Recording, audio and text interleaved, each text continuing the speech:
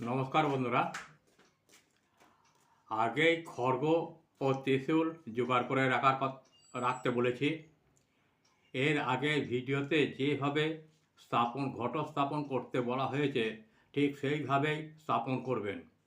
এই তিনটি মন্ত্রের মধ্যে থেকে যে কোনো একটি পূজা করবেন, ফল পাবেন।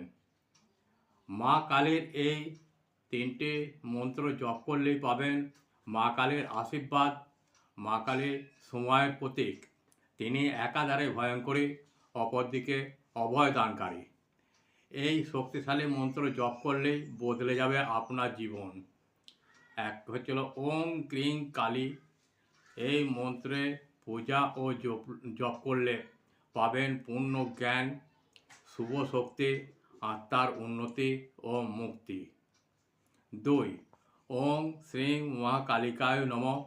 এই মন্ত্র জপ করলে মায়ের আশীর্বাদ পাওয়া যাবে, পাবেন শক্তি ও মনোবল।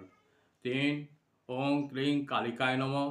এই মন্ত্র জপ করলে সব ধরনের জটিলতা থেকে মুক্তি পাবেন, তবে গুরু দ্বারা দীক্ষিত ব্যক্তিরাই কালী মন্ত্র জপ করলে ভালো ফল লাভ পাবেন। ঠিকভাবে কাজটি করুন, অবশ্যই ফল লাভ করবেন।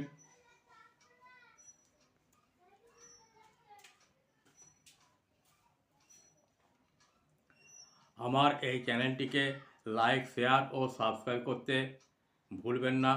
সাবস্ক্রাইব করতে কোনো টাকা পয়সা লাগে না। সাবস্ক্রাইব কম থাকার কারণে বিস্তারিত আলোচনা করা যাচ্ছে না, তাই সাবস্ক্রাইব করুন ও আমার পাশে থাকুন। নিজের কাজ নিজে করুন। রেডিমেড তাবিজ বা কবজ কোনো তান্ত্রিকের থেকে নিতে যাবেন না, সব সময় কাজ ঠিক হয় না। ওনারা কাজটি করেন, আপনার একজনকার করেন না, 2-4 জনের একসঙ্গে করে থাকেন। এতে আপনার টাকা পয়সা খরচা হয়, কিন্তু কাজ পান না। তাই বলি, নিজের কাজ নিজে করুন, ভক্তি হবে, পূজা করুন, ফল লাভ অবশ্যই হবে। জয় মা কালী, জয় মা তারা। নমস্কার, ভালো থাকবেন।